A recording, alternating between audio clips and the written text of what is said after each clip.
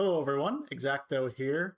I am coming to you today with a little bit of a different video. I recently went to my local gaming store and took part in their skirmish for July.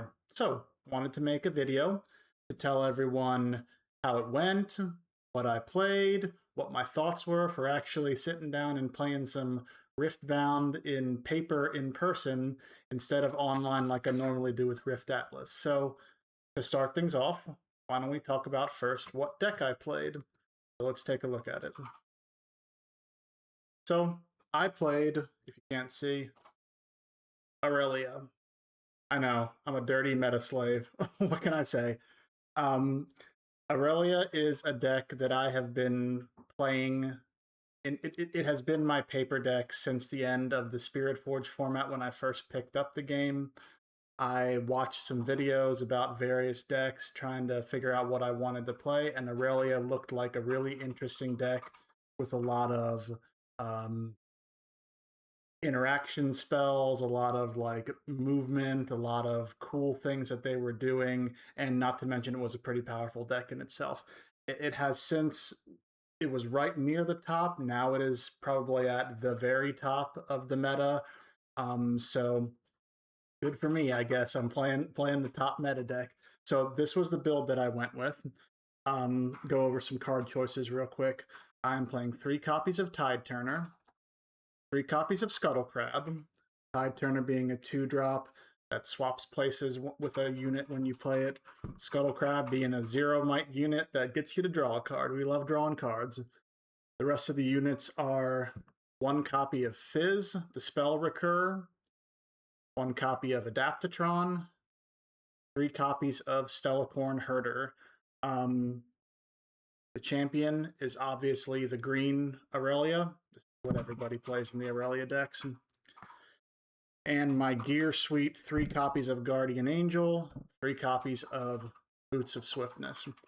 I will say about the unit choice here, Adaptatron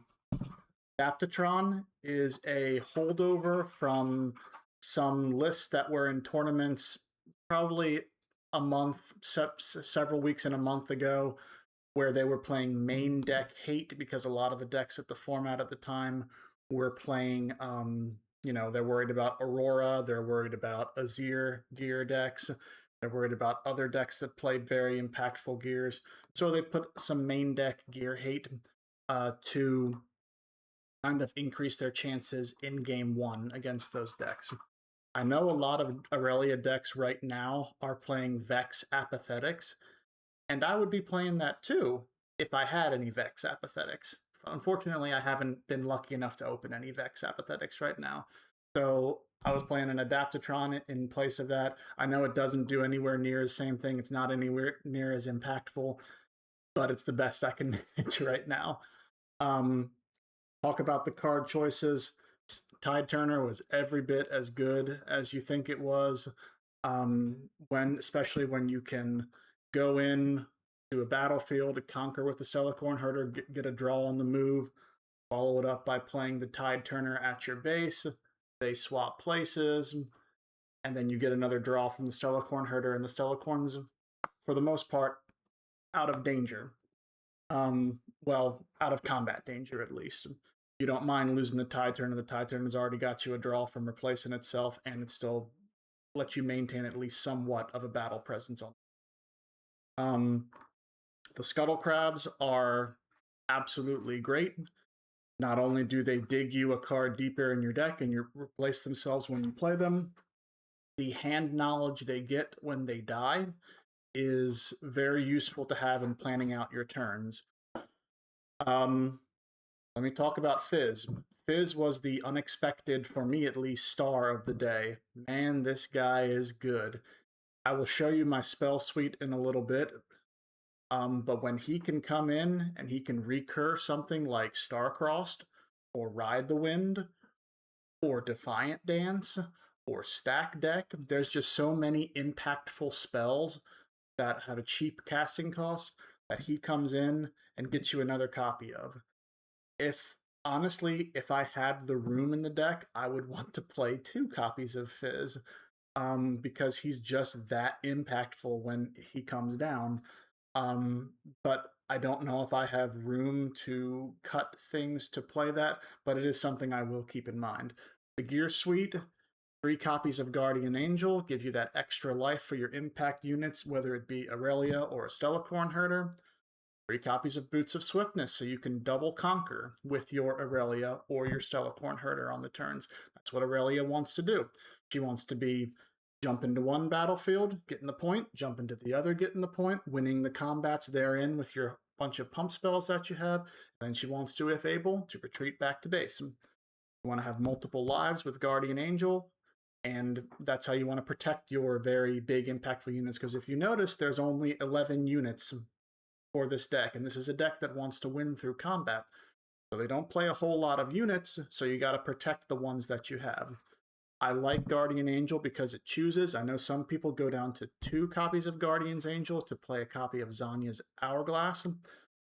There is strength to Zanya's Hourglass, but I really like having the extra choose trigger that equipping a Guardian Angel has to Irelia. So unless I see some like really impactful information that makes me change my stance on that, I think I still like 3 and 3. 3 boots, 3 Guardians Angels. Let's move it over real quick, and I will talk about the spells that I'm playing.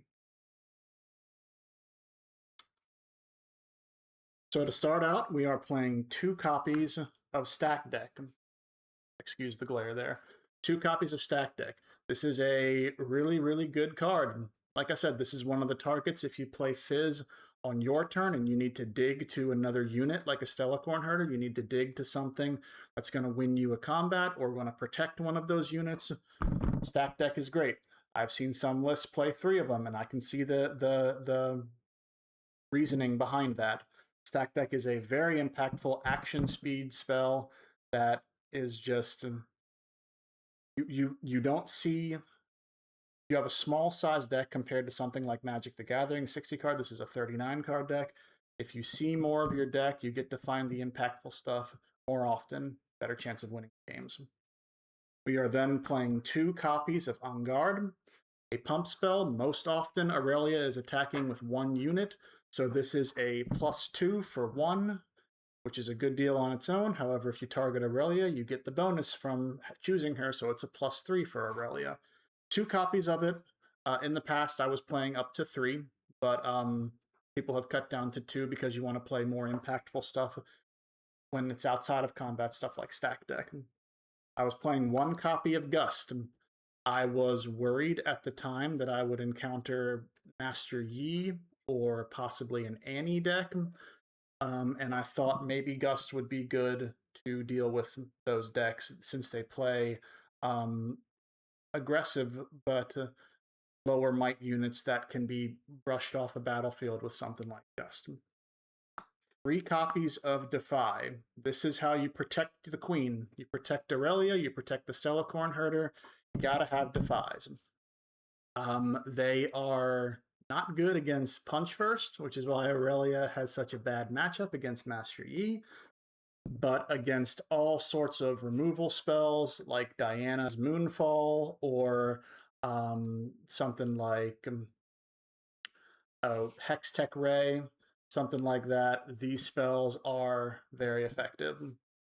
Playing 2 copies of Charm. This is again a concession to something like Master Yi or something like Vex Apathetic.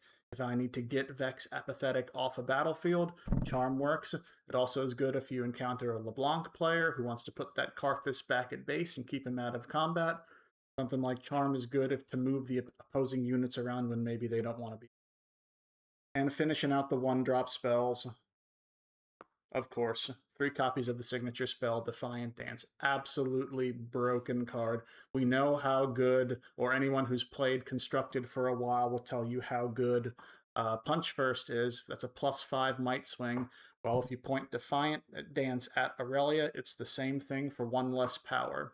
And even worse, if you have Irelia on Abandoned Hall, then it's a 7-point swing for 1 and 1 power. Absolutely broken spell. Any Irelia deck will never play less than 3 of them. more pump spells, 3 copies of Discipline, +2, and it replaces itself. +3 if you're going in on Irelia. Just a good value card. Again, nobody plays less than 3 of those. We are playing 1 copy of Flash, and I'll put that to the side for right now so I can talk about some more interesting stuff. 1 copy of Not So Fast. If there's targeted removal spells, again, I mentioned stuff like Hextech Ray, maybe something like Charm or something like Moonfall as well. This is a good thing to stop the targeted removal spells. It also stops something like Singularity, that Singularity is too expensive for Defy to counter, so this is another option to have for countering different types of targeted removal. 2 copies of Ride the Wind. These were great. Like I said, what Irelia wants to do is either her or the Stellacorn Herder wants to go in on 1 base, wants to be chosen. You can Ride the Wind, flip them over to the other battlefield, conquer there, and then she's ready. She goes back to base. So you can get up to 3 draws with Stellacorn Herder, move into 1 battlefield, Ride the Wind over here, move back to base. That's 3 movements for the Herder. Draw a card for each movement. Very good card, and I was never upset to see it in my hand. And then we played 3 copies of Starcrossed. Starcrossed is that spell that Fizz would really like to pick up, but on its face, if you play something like you're targeting your own crab, and you target an opponent's unit, be like a Ferris Forerunner, or something big like a Vex Apathetic itself, even though Vex Apathetic has to deflect, you have to pay an extra power, whatever. You get it off the field for the time being, and then you can later on in the turn or later in the game replay that crab, replay that Fizz to get the enter the battlefield effect all over again. Really good value card. I see why people hate it so much. It's kind of a feels bad card when it's played against you, and a feels good card when you play it yourself. So why not play it yourself? The last one, Flash. This is... I always like to include a Flash in my deck in case I have something like an emergency retreat. If the opponent plays something like a Thousand Tail Watcher, and my guys that I was holding pump spells for to win combat and hold the battlefield, all of a sudden I can't hold that battlefield anymore. I want to have something available like a Flash to get them out of harm's way. I want to have something with Flash to fight against Moonfalls. I want to have a Flash to get out of red removal spells that target battlefields. It's just a good, another retreat option to have in the game of protecting your queen. So I'll talk about my battlefields, and then I'll talk about my sideboard. So sideboard first, I guess. 2 copies of Gust. Again, this was for the lower costed aggro decks. It's good against LeBlanc. It's good against Master Yi sometimes. Good against Annie. Go up to 3 copies with 1 in the main and 2 in the side. Another copy of Not So Fast for targeted removal deck. Another copy of Adaptatron. I want to have 2 Adaptatrons in between the main and the side. I want to have 2 Adaptatrons. So there's your second copy for gear decks. Rebuke. Rebuke is for Ferris Forerunner. That is a really annoying card for Irelia players to deal with. So if you rebuke it back to their hand, you make them lose a lot of tempo to return that 6-drop. Also good against basically any large creature that they put a lot of investment in. If you can undo their investment by rebuking it, you gain a lot of tempo. A copy of Kha'Zix. Kha'Zix has some uses against Master Yi. It has some uses against Wei if he's coming in by himself. For the Diana decks, he's a good option for people that are sitting across from you and attacking with 1 big unit. Kha'Zix comes in as a 6 might defender or attacker if they are by themselves. Abandon. This is the spot that people play hard bargain most often. I wanted 1 other counterspell effect. I figured Abandon is good because it doesn't give them the option to pay the extra 2 energy. if I just bounce it back to their hand. But I can see why some people would prefer Hard Bargain over Abandon. And the final card was a Vex Cheerless. This is good in the mirror match. This is good against Diana. This is good against any deck that wants to tumble with spells and push you off of battlefields. You play Vex Cheerless on the battlefield, and she really, really taxes the heck out of your opponent. So that was the plan for the sideboard. Battlefields are pretty standard, not much to say here. Game 1, we go Sunken Temple. On the play, we do Abandoned Hall. On the draw, we do Targon's Peak. Sunken Temple's pretty neutral. We have the big units, so we get to draw more often than the opponent, perhaps. Abandoned Hall, absolutely broken. Everybody knows this. When every time ban lists come out, people mention Abandoned Hall because, like I said, you get the +1 for units when you play a spell, units that are here at this battlefield. But if Irelia is the unit at the battlefield, she gets an extra +1 because the battlefield chooses Irelia when you cast your spell. So again, something like Defiant Dance, you get +3 to Irelia, -2 to the opponent, and then +2 more from the Abandoned Hall for a 7-point swing, all for 1 and a power. There's not many decks that can deal with that. And Targon's Peak again on the play. I don't know if this is the right thing to do on the draw, I mean, but, 2 runes at the end of turn when you conquer here. Have runes up for your pump spells, combat tricks, whatever. Okay, so how did the games go? We started out in the first match. Most players at my local game store are obviously better than me. They've been playing longer than me, and I have a lot of respect for the skill of my local game store players. My first round opponent was a Kaisa player, and he is quite skilled. He's gone to the RQs. He's even had a feature match on camera at an RQ playing his Kaisa deck, and it was a tough match. I think I did pretty well in the match. He won game 1, I won game 2, and then game 3 came down to the final turn when he was able to wall up on the battlefield. We were both at 7 points. I needed to double conquer to win, and he needed to hold to win. So he had the tempo. He put a Ferris Forerunner and 2 other units. He had something very, very large, like 12 might on that battlefield. I didn't quite have enough pump spells in hand or interaction to get over that with my Stellacorn Herder. So he ended up taking the round 1 victory there. Round 2, I played a brand new player who was playing the Vex Precon deck. We ended up getting the win there, and I really hope that player continues to come out to events and play with us because we always need more players to play.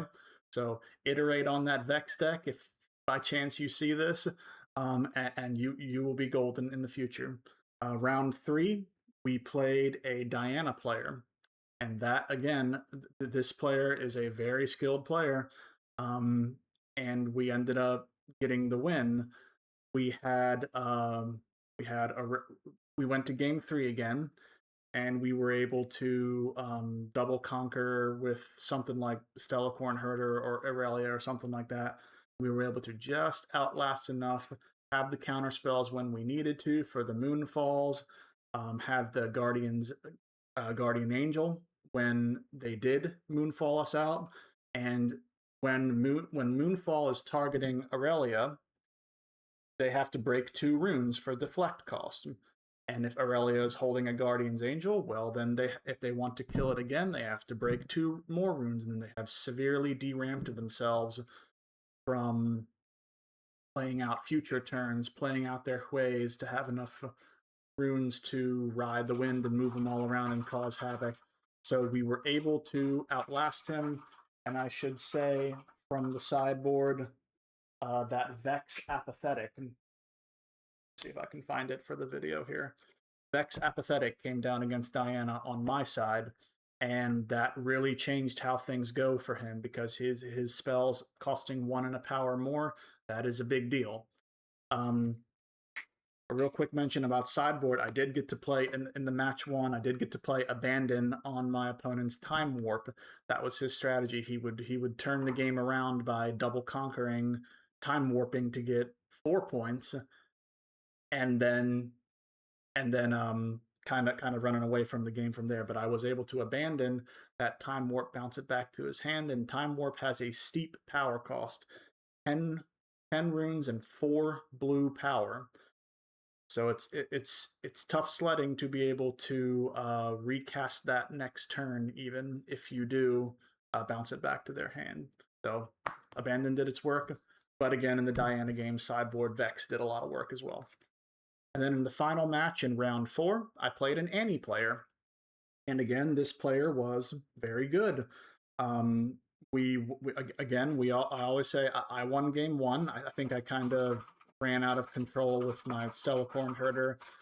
Game 2, he was able to put up a big wall that I wasn't able to break through in one battlefield, and we were kind of running low on time. So I was like, okay, I'm not gonna waste time here.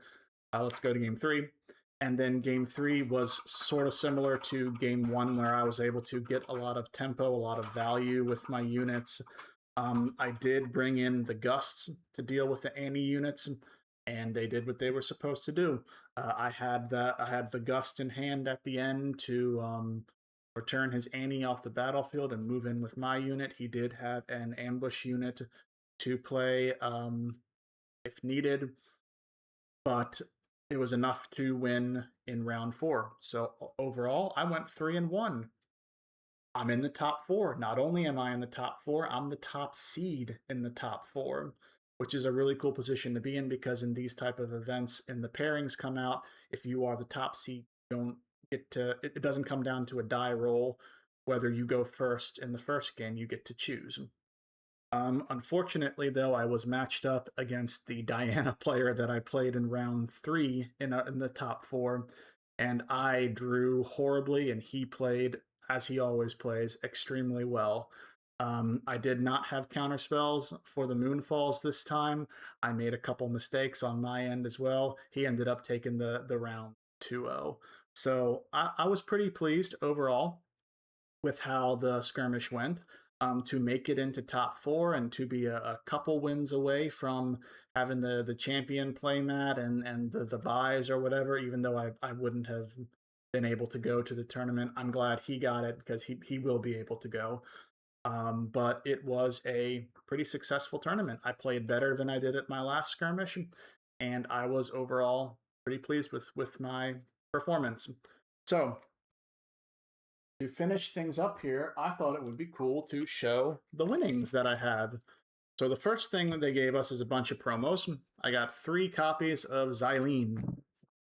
Cool. If he's a powerful guy, if he's ever used in anything, hey, I'm ready to go with 3 of them.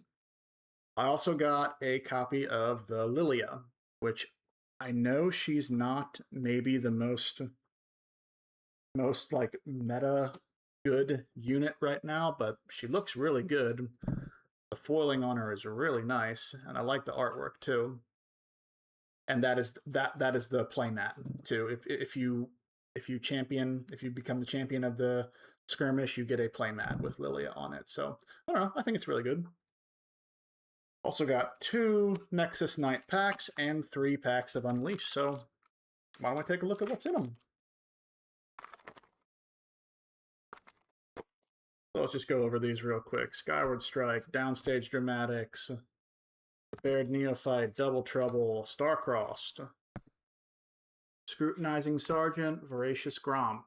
Our uncommons: Repulse, Frozen Fortress, Shadow's Call. Our foil, Lunar Boon. Nice. Our rare is Katarina, Reckless. And we got Jin the Legend. Okay. Keep her rolling.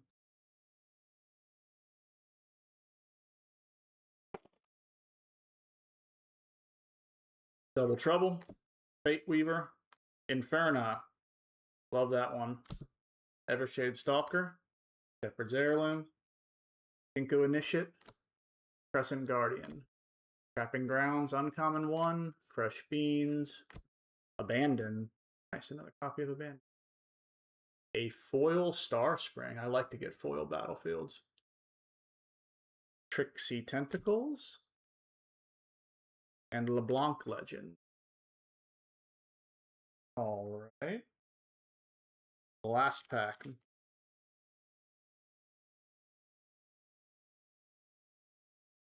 Turn to Dust. Upstage Comedy. Uju Apprentice. Dramatic Visionary. Crescent Guardian. Ultrasoft Poro. Hunter's Machete. Scorch Claw. Amateur Recital. Briar's Bloom. Foil's Dramatic Visionary. Master Yi. Ooh, Master Yi Green. Nice. Looks nice. Cool. All right, let's crack these Nexus Knight packs too. If we got any interesting in there. Pack 1 is a foil Stare Down, a foil Mutated Mauser, foil Ultrasoft Poro,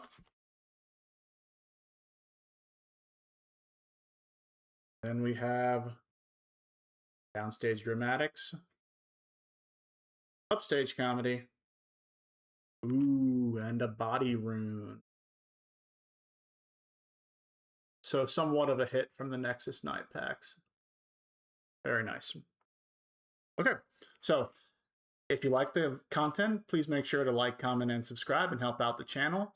I really enjoyed the opportunity to play Riftbound in paper here.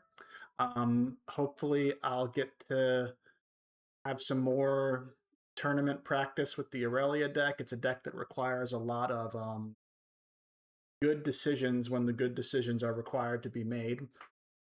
Next in-person event will be the pre-Rift event, so I'll be excited to be talking to you about that because Limited was always my favorite format in Magic the Gathering, specifically Draft, but Sealed is also, I have a really fun time playing Sealed, so I'll be excited to come back to you next time with a video about Sealed Riftbound. So, as always, thank you for stopping by, and I will see you in the next video.